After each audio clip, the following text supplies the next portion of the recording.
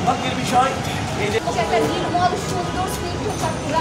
চট্টগ্রামের আশকার দিঘির পার এলাকায় গ্রিনলেস পাহাড় নিশ্চিহ্ন করে বহুতল ভবন নির্মাণে চট্টগ্রাম উন্নয়ন কর্তৃপক্ষ ও পরিবেশ অধিদপ্তরের নির্লিপ্ততার প্রতিবাদে সিডিএ ঘেরাও এবং অবস্থান ধর্মঘট পালন করেছে বাংলাদেশ পরিবেশ আইনবিদ সমিতি বেলা ও বাংলাদেশ পরিবেশ ফোরাম।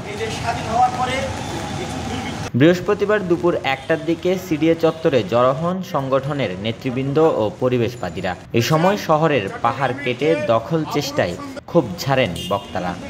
আবার পরবর্তীতে তাদেরকে গোপনীয়ভাবে অনুমোদন দিয়েছে পাহাড় কাটার জন্য, এবং তারা সেই সুযোগে চট্টগ্রাম উন্নয়ন কর্তৃপক্ষ এবং চট্টগ্রাম জেলার যে বিশেষ কমিটি তাদের থেকে অনুমোদন নিয়েছে।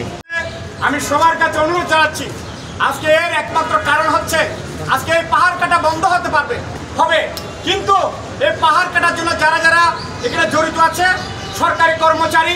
আমাদের চট্টগ্রাম একদিকে সমুদ্র, আরেকদিকে পাহাড় এবং নদী, এই মিলে এই সারা বিশ্বের নন্দিত একটি জায়গা চট্টগ্রাম।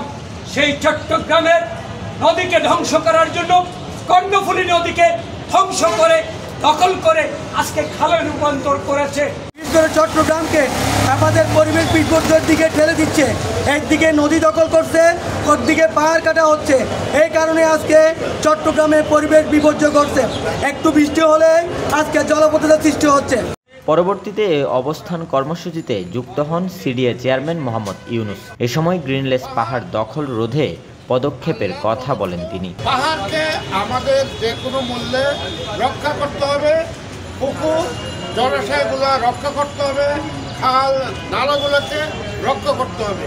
সেই জন্য জনসচেতনতা আমাদের দরকার।